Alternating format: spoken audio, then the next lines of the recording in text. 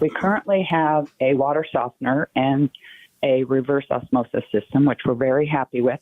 But my question is, how often do we need to have someone come out and change the filters on the RO system and maintain the water softener? Is it once a year, and what's a reasonable cost? That's a good question. Once a year should be done changing the filters and servicing the reverse osmosis system. The water softener, with our company, we typically, as a courtesy, when we're there doing a filter change, we will take a look at the water softener, making sure that everything looks good. We'll test the water, make sure it has salt, make sure the time is correct. Cost varies, from company to company for changing filters.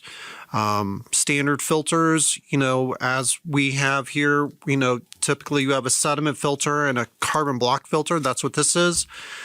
And with doing service once a year and abusing the system, you'll get about 10 years out of that RO system that you guys have.